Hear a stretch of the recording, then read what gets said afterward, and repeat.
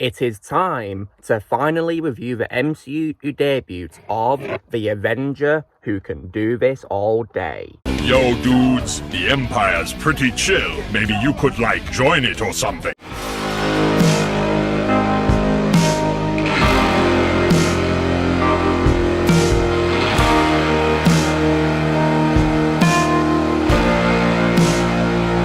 Hey everyone, Lucamus Prime here. So, it is time for another review in my MCU movie review marathon.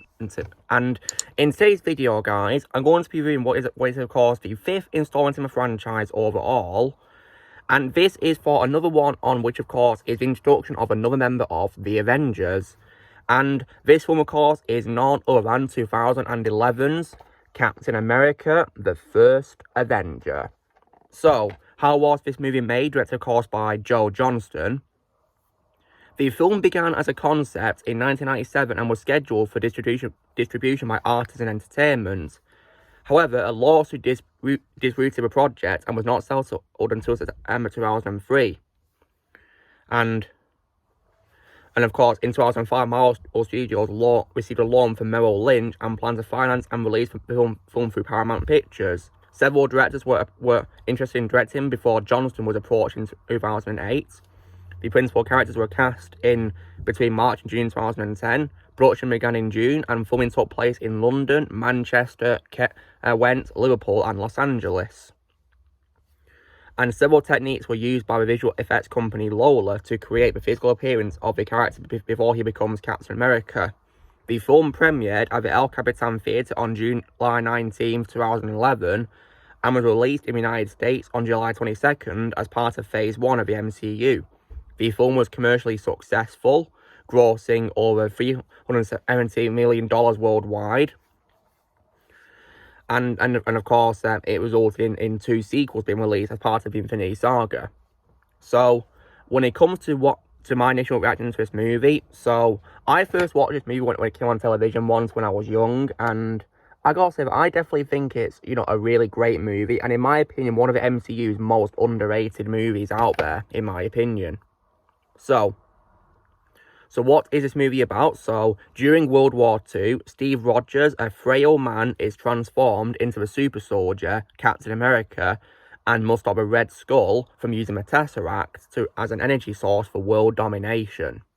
So, now, when it comes to what's good about a movie, so, let me just say right off the bat, guys, that obviously, last year, I lost respect for Chris Evans when he called fans idiots for having an opinion on his Lightyear movie that he was in. I lost respect for him, and I no longer like him as a person, but I will say, though, that despite this, I still enjoy this movie and the other Captain America movies and the other films which, of course, Captain America appears in the MCU. And I would consider it to be my favourite role of Chris Evans if I didn't hate him as a person, so yeah. And I will also say, for what it's worth, of course, Steve Rogers as a character is more likable than Chris Evans himself, absolutely, because Steve Rogers is definitely a great protagonist, a very likable character, one of my favourite Marvel heroes of all time, and one of my favourite portrayals of a character, although my favourite portrayal of him, of course, is from Earth's Mightiest Heroes, in my opinion, the greatest Marvel animated series of all time, where he's voiced by Brian Bloom, my favourite Captain America of all time. Yeah, Steve Rogers is a great character in this movie, and another great mention of this movie for me is most definitely, in my opinion, the villain, which, of course, as I said, when talking about the film's plot summary, is none other than the Red Skull himself, who's, of course, played by the absolutely fantastic Hugo Weaving. And Hugo Weaving was most definitely a perfect casting for a role, and I consider Red Skull to be one of my favourite roles of all time from Hugo Weaving. It's probably my 4th favourite live-action role of his behind Agent Smith in The Matrix, Elrond in the Lord of the Rings and the Hobbit movie trilogies, and V for Vendetta, my 4th favourite role of his, because his performance as the villain was absolutely fantastic, and he also had a very good German accent for a role too, because the character is, of course, German, so he did a very good job doing a German accent for a role. Very good job. And he was definitely a great choice for a role, absolutely fantastic, and I do know that Hugo Weaving, unfortunately, didn't really like playing the character much due to lots of makeup being put on him, which took a lot of time to do, so I can understand that. And that's, of course, why he didn't want to appear later on. I think it was also due to payments as well, which is why he didn't return later in the franchise. But Nonetheless, his performance in this film was fantastic, and I consider him to be my favourite Red Skull of all time because, yeah, Hugo Weaving is a phenomenal actor. Really is. When it comes to supporting protagonists, I also like the addition, of course, of Hayley Atwell as Peggy Carter. And she's also, as well, a great character in this. Definitely my favourite role of all time from Hayley Atwell, and she played a part really well in her first appearance in the role. And she had great chemistry with Steve Rogers as well in this, and she played a part so well. And also as well, I love the addition of Tommy Lee Jones as Chester Phillips, of course, the Colonel in the US Army. That's definitely one of my favourite roles of all time from Tommy Lee Jones. I think he played his part really well in this, although my favourite role of his, of course, always will be Agent K in the Men in Black trilogy. But I think he still played Chester Phillips really well for what it was worth.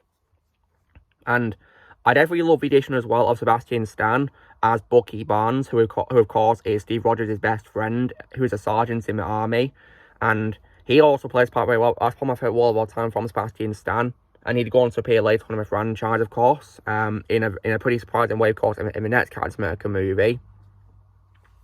And yeah, Sebastian Stan was definitely a great choice for a role. And he also had good chemistry with Steve Rogers as well, in terms of their friendship, of course. And I also like the addition as well of Dominic Cooper as Howard Stark, who is Tony Stark's dad, who appears as his younger self in this. And he was actually a very good choice for a role, in my opinion. And, you know, definitely someone who looked a bit like his own son would do later on. And also looking like a younger version of John Slattery's version of Iron Man 2 at the same time, really. Very good casting, in my opinion.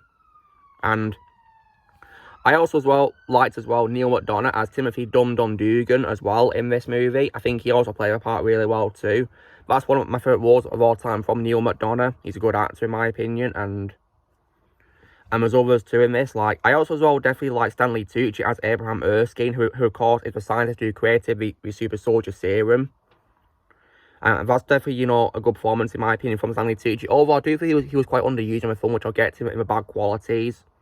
And when it comes to supporting villains, I also like the addition as well of Toby Jones as Arnim Zola, who of course is a biochemist working for a Red Skull. And definitely one of my favourite roles of all time from Toby Jones. Although my favourite role of his always will be Dobby in Harry Potter, though. But I still think Arnim Zola is one of his best roles. And also as well, when it comes to other good things as well about the movie, the film also does have some pretty cool cameos in this. So, at the start of the movie, when, of course, the Red Skull breaks into the church in Tomsburg in Norway, and the church keeper, of course, is played by David Bradley, which is a pretty cool, you know, casting. David Bradley is a great actor. And, of course, as well, in the scene where, of course, Captain America is being revealed at that, you know, presentation ceremony, we have the legendary Stan Lee making a pretty funny cameo appearance as a general. And, of course, he says to someone sat next to him, "I thought he'd be taller." Yeah, rest in peace, Stan Lee. You're an absolute legend. And without you, we wouldn't have many of these amazing characters as all. Yeah, absolutely, you know, incredible person you are, Stan Lee. Thank you for everything that you've done, yeah. Rest in peace, Stan Lee. Other great things about a movie as well, aside from a great cast, is also as well, the movie definitely does handle the action really well in this movie. It's definitely, you know, a great depiction of World War II. It was definitely very impressive what they did, really, and the action was really good in this, and was definitely really good to watch. And in my opinion, the visuals for this movie and the CGI has definitely aged really well, which is why I regard this as one of the MCU's most underrated movies of all time. And in addition as well, the film also has a great soundtrack composed by Alan Silvestri as well in this, which is definitely very nice to listen to. You know, a very great composer, in my opinion. This is one of his best scores he's done, in my opinion. He'd, of course, later go on to compose the Avengers theme song, among other great music in the Avengers movies, apart from Age of Ultron, that was, of course, by Brian Tyler. And when it comes to other great things about a movie, the fight scenes are great, especially the final fight between Captain America and Red Skull. It's definitely very good, in my opinion, and very fun to watch, and great acting as well in the scene as well, I might add. And the way Red Skull is defeated is also very satisfying as well, because you know, he gets what he wants, which is the Tesseract, but he gets defeated. It would appear so because it appears as though he gets disintegrated in a bright light. But of course, if you guys, you know, watch more of the MCU later on, you'll discover that that might not be the case. So yeah. And yeah, but the film definitely, you know, had lots of great moments in this, and it was definitely, you know, a lot of fun to watch. And one of the members, of course, of the team that Steve Rogers is working with is also Union Jack, which of course is the alter ego or being James Montgomery Fallsworth as well. So it was nice to see, you know, Union Jack make an appearance in this movie as well, which is pretty cool. And I definitely as well, I'll think, what's also cool is this is also as well the first movie, technically, to be released in the timeline order of the MCU, because while Iron Man the first movie is the first one to be released in the order of release dates, this movie is actually the first one to be released in the order of the MCU's timeline, because it takes place, of course, in the 1940s, so yeah, there's that. And when it comes to visual effects and why, in my opinion, they've aged really well for a 2011 movie, one example of a visual effect which I think has aged beautifully is probably, of course, Captain America's transformation scene.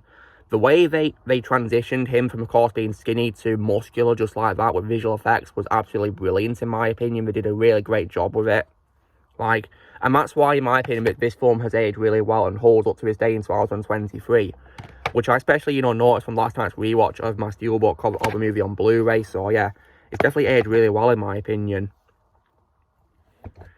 And, yeah, they did a really great job with visual effects in this. Yeah, and Lola especially was great with the effects, of course, to do a transformation as well. It was very impressive. And so that's my opinion on Captain America First Avenger, guys, of course. The fifth installment of the franchise of the MCU overall. The first one to be released in timeline order, of course, as well. And I think it's a very underrated film that deserves more love, absolutely. I think this movie, alongside the first Thor movie, and of course The Incredible Hulk in 2008, are probably the top 3 films that deserve more love, in my opinion, when it comes to the MCU. Because you know, and when it comes to this movie as well, rewatching it last night made me appreciate it a lot more, because obviously, as you guys may know, I've happily retired from watching the MCU after I saw Spider-Man No Way Home, because I've not liked the direction it's gone in, and seeing what's happening to it nowadays makes me even more glad that I stopped, and it makes me appreciate this movie a lot more. And seeing what's happened also makes me miss Captain America as a character a lot. You know, I miss him and I miss Iron Man and Captain America so much these days because of what's happened to the MCU. In my opinion, it's just not been the same without those characters, in my opinion, at all. So yeah, the MCU, in my opinion, you know, should end with Avengers Endgame as far as I'm concerned, and just done the Spider-Man and films after that as epilogues made by Sony only, not part of the MCU. I like to pretend the Sony movies anyway, but still. This film, for what it's worth for, is an underrated film that, in my opinion, deserves more love. And it's definitely, you know, really fun to watch. And it's also very well paced, in my opinion, because like many of the MCU movies that I've seen, many of them are around 2 hours long. This one is 2 hours and 4 minutes, to be exact. And in my opinion, it's paced really well. It never gets boring or anything like that, in my opinion. It's definitely, you know, really good to watch. Because there's lots of great action in the movie. And the scenes, particularly ones with Red Skull, in my opinion, are pretty intense as well. And the makeup for Red Skull itself is also very impressive as well, in my opinion. It's very well done, in my opinion. And when it comes as well to other great things about a movie as well, I definitely think he did a really great job introducing Captain America to the MCU, in my opinion. And it also has a very exciting ending, because after, of course, Captain America crashes into the ice and he's frozen for nearly 70 years, of course. He awakens in a 1940s-style hospital room, but then he hears a radio broadcast of a baseball game he attended in 1941. Then he runs outside, and he finds himself in present-day Times Square, and we get a pretty exciting cameo appearance by none other than Nick Fury, played once again by Samuel L. Jackson, reprising his role from previous MCU movies, and tells him he's been asleep for nearly 70 years. Then we get the credits, and then we get a nice post-credit scene where Fury approaches Rogers in the gym where he's punching a punch bag, and he proposes a mission with worldwide ramifications. And then we get a nice teaser for the Avengers as the first movie. So it's definitely a nice way to set things up, and that scene would of course appear in the Avengers movie, but extended, of course, as part of the movie. So yeah, nonetheless, though, Captain America First Avenger, in my opinion, is a very underrated film that deserves more love. However, it might be my favourite MCU movie or my favourite Captain America movie, because my favourite is The Winter Soldier, a second movie. When it comes to bad qualities with this movie, so I already mentioned before, of course, I lost respect for Chris Evans, but like I said, guys, I still enjoy the movie. Of course, Ian Wallace, respect for him. As well as that, I also said that I didn't like how Stanley Tucci was quite underused, in my opinion, as Dr. Erskine, because we get introduced to him, and then he talks about the super soldier serum to Steve. Then we get the experiment event happening, and unfortunately, he then gets killed off by the assassin called Heinz Krieger, who I also wish had more screen time as well. But other than that, though, I still think this movie is underrated. But yeah, I still think Dr. Erskine and Hans Krieger, the assassin played by Richard Armitage, deserve more screen time, in my opinion. My favourite role of Richard, though, always will be throwing Oakenshield in the Hobbit movie trilogy, though. So, guys, this me, of course, doing my review for Captain America First Avenger. Like I said, in my opinion, it's a very underrated movie that deserves more love. So if you wonder why I give it out of 10, I don't remember what I gave it on my ranking video that I did back in early 2021, but because of those feedback qualities I mentioned, and I still think it's a great film nonetheless, though, I'd probably give it a very solid score of 8.5 out of 10. Definitely, in my opinion, one of MCU's most underrated films that deserves more love. So you know the drill, guys. Be sure to give this video a like. Also, be sure to let us know in the comments what you guys think of Captain America First Avenger. If you've seen it, comments below what you think. Also, be sure to join Team Prime by pressing subscribe for videos coming in the future. If you would like to be a member, you can join using the Peace Lads or your description, and I'll see you all later.